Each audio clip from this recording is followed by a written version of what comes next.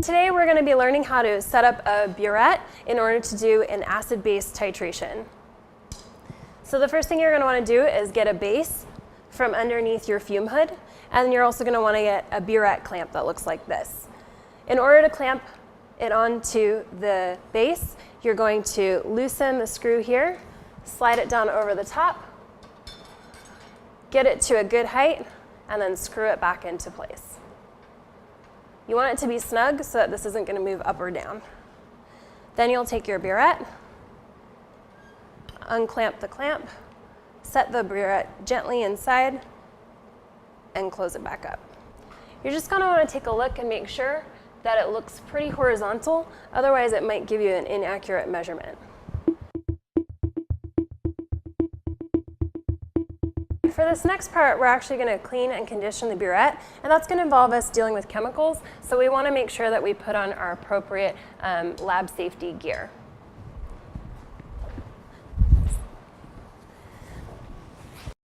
You need a lab coat or other appropriate attire. And lab safety goggles. Now we're good to go. All right, so the first thing you want to do is make sure that your stopcock is closed. You can tell because it's in the horizontal position. Then the first thing you're going to do is rinse it with distilled water. And you want to make sure to roll it around so that it's encountering all of the surfaces inside of the burette. When you're done, this can just be poured down the sink. For the next part, we're going to condition the burette with whatever solution it is that we're going to use. In this case, we're going to be using a 1 molar sodium hydroxide. I'm going to set the burette down here for a second. And we're going to go ahead and put about 60 milliliters of sodium hydroxide into this beaker. That's a little more than I needed, but that's okay. Now, before we put a chemical like sodium hydroxide into this burette, we're going to want to clamp it again. So you'll put the burette back in the burette clamp. We'll make sure to put a beaker underneath to catch anything that comes out. And make sure that your burette tip is set below the rim so that if it splashes, it's not going to splash out onto the counter. In order to put the sodium hydroxide into the burette, you're going to need to use a funnel. Now, if this funnel is very high above your head, it might not be safe to actually go ahead and fill it at that height. So you can use a step stool.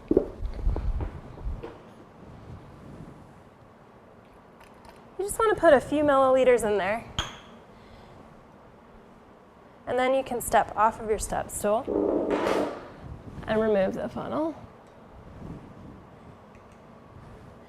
And then you're going to want to do the same thing that you did with the water to rotate it around a little bit so that it encounters all of the sides inside of the burette, but be careful not to spill out the end. Then you'll clamp it back in place. And what we're going to do is we're actually going to purge the valve here. So you'll go ahead and purge, letting the sodium hydroxide come out of the end of the burette, and that allows it to clear any residual water or any other chemicals that might still be left in the tip of the burette. If you have any sodium hydroxide left in your burette or in your beaker, this should be put into the waste receptacle for aqueous waste. So this should not go down the sink.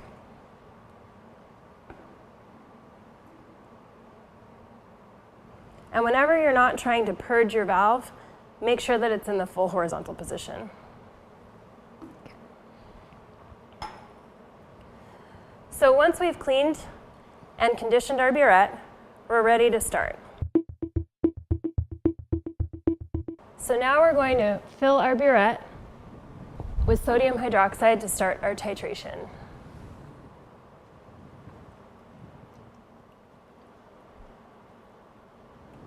When you're filling the burette, you want to be careful to not fill it past the 0 milliliters mark. Otherwise, you won't get accurate measurements. If you do end up filling it past the 0 mark, all you have to do is when you're done filling it, remove the funnel, step down, and you can purge a little bit of the extra sodium hydroxide into the receptacle below. Once you're below 0 milliliter, then you can actually make an initial reading. You want to make sure that your eye level is on level with where the meniscus is. The meniscus is the bottom of the curve that you see at the top of the solution. So I'm rating this one as 0.9 milliliters. If you're having trouble seeing it, you can always take a dark background like black paper and put it behind to help you see more easily. So now we've got our sodium hydroxide set and ready to go, but we're going to want to react this with something. In this case, we're doing an acid-base reaction. So the sodium hydroxide is a base. We're going to be reacting it with an acid. In this case, we're going to be using 1 molar hydrochloric acid. And to make it easy to dispense the appropriate amount, we've got it preset to 10 milliliters. You should always just double check that your preset is set correctly. So I've got a 10 milliliter graduated cylinder here, and this way I can make sure it's dispensing the correct amount. So it looked like there was a little bit of an air bubble in there, so it didn't dispense quite the right amount. I'm going to go ahead and toss this out, and we'll try it over again. So we pull it up to fully dispense. Now that looks more full, that looks right. So we'll go ahead and dispense the 10 milliliters of hydrochloric acid into this graduated cylinder.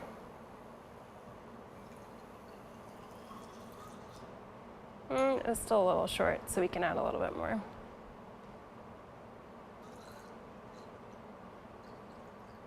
Okay. So now we'll put the 10 milliliters of hydrochloric acid into the 125 milliliter Erlenmeyer flask. Now we need to know when the acid and the base have been completely reacted. And the way that we'll do that is we're going to use an indicator called phenolphthalein. And essentially at a neutral pH, this will turn bright pink. So we just added 2 to 3 drops of that. Now we're ready to begin the titration. And you just want to adjust the burette to allow the Erlenmeyer flask to go underneath. And then slowly lower it down so it's just below the rim of the Erlenmeyer flask. Now you can go ahead and move the stopcock to a vertical position. Sometimes it can be hard to see the color clearly, so we can help with that by putting a white paper underneath. And you'll often see, as you're adding, that a little pink flash will occur, but as you stir it, that pink will dissipate. So that means you're not quite there yet. You have to go until the pink color stays. You may need to stir it a little bit to help that pink color dissipate. So now we've got a pink color. We went a little too far this time because it's a little brighter than we'd like. We'd like it to be a really pale pink. So then we can look and measure what our final volume is. And our final volume is about 10.6 milliliters. So we went from 0.9 to 10.6, 9.7 milliliters dispensed. So that gives us an idea for the future trials of about what volume we are going to want to dispense. So for a new trial, we're going to start out with a fresh, clean Erlenmeyer flask. And we're going to dispense another 10 milliliters of hydrochloric acid. Double check that that actually came out to 10 milliliters. Add the phenolphthalein. So this time we know that it should be between 9 and 10 milliliters that get dispensed. So we can read where we're starting. We're at 10.6. So we know that we need to go about 9 more than that. And then we can slow down and really get a very accurate titration.